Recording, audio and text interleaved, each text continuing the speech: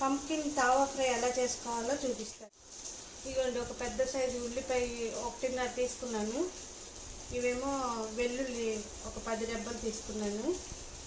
వెల్లుల్లి, పచ్చిమిరపకాయలు పచ్చిమిరపకాయ ఒక కోసి తీసుకున్నాను. ఇదిగో అల్లం, ఇదిగోండి అల్లం, తర్వాత ఆవాలు, జీలకర్ర, ఇవన్నీ గ్రైండ్ చేసుకోవాలి. అవసరమైతే నీళ్ళు కొంచెం వేసుకోవచ్చండి గ్రైండింగ్ చేసినప్పుడు, లేకపోతే అవసరం లేదు. ఇవ్వండి ఆవాలు, ఇవ్వండి జీలకర్ర. ఆవు నూనె బాగా మంచి టేస్ట్ వస్తుంది అన్నమాట. ఇదిగోండి కడాయిలో ఆవు నూనె వేసుకున్నాను.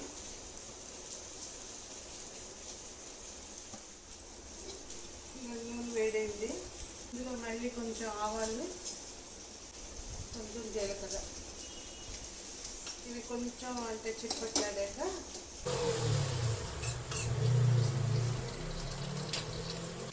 తర్వాత మనం గ్రైండ్ చేసుకున్న మసాలా వేసుకోవాలి.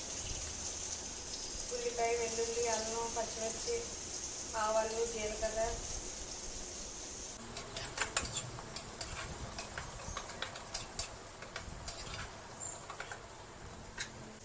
ఇదిగోండి దీని గురించి గుమ్మడికాయ ముక్కలు ఇవ్వండి ఇలాగ ఈ మాత్రం లావుగా కోసుకోవాలన్నమాట.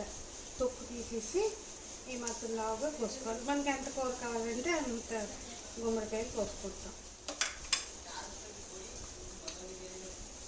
తర్వాత సాల్ట్, ఇదేమో కాశ్మీరీ లాల్ మిర్చి పౌడర్. ఇది కలర్ మంచి కలర్ ఇస్తుంది.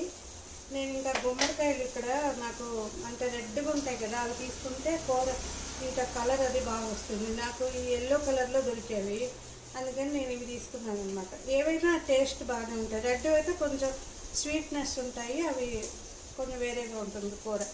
ఇది నేను కొంచెం ఎల్లో కలర్ దొరికినాయి, అందుకే ఇవి తీసుకున్నాను.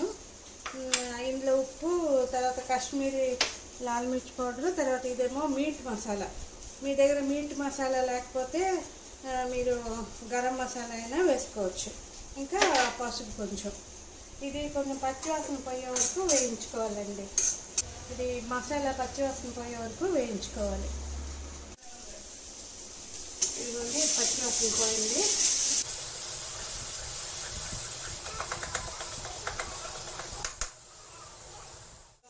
మనకి కావాల్సినంత అంటే గుమ్మడికాయకి వాటికి సరిపోయి ఉప్పు వేసుకోవాలి.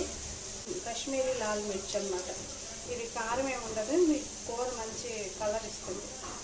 మీట్ మసాలా, మీ దగ్గర మీట్ మసాలా మళ్ళీ చెప్తున్నాను, మీ దగ్గర మీట్ మసాలా అవైలబుల్ అయితే అప్పటికప్పుడు గరం మసాలా అయినా వేసుకోండి. పసుపు కొంచెం కొంచెం వాటర్ చల్లుకోవాలండి. కొంచెం వేసుకోవచ్చు. సిమ్లోనే ఉంచుకోవాలండి. ఇప్పుడు ఈ మసాలాలో ఇవి గుమ్మడికాయ ముక్కలు పోసి పెట్టుకున్నాం కదా, అవి వేసేయాలి. ఇందులో మనకి ఒక 50% అయినా ఉడకాలండి. శుభ్రంగా మసాలా అంతా ఇటు అటు చేసుకొని శుభ్రంగా కలిపి మూత పెట్టుకొని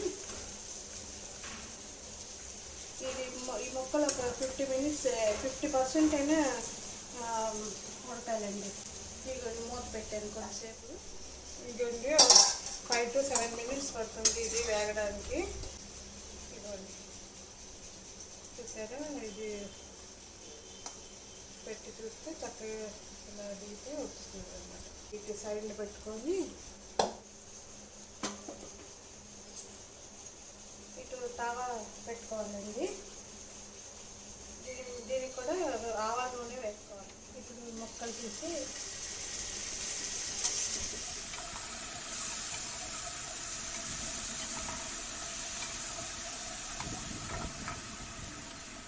ఇది కొంచెం దీని మీద వేగాలండి. ఒక 5 minutes వేగితే అప్పుడు అవి చక్కగా పొడి పొడిగా చక్కగా వస్తాయన్నమాట.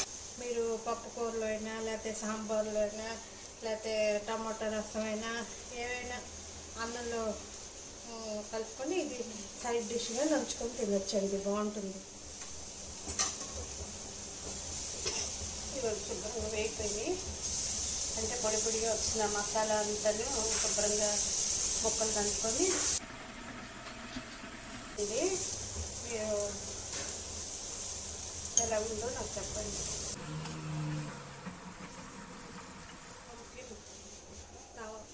ఇవ్వండి, అన్నం పప్పు తీసుకున్నాను. ఈ వీడియో మీకు నచ్చితే లైక్ చేయండి, షేర్ చేయండి, సబ్స్క్రైబ్ చేసుకోండి.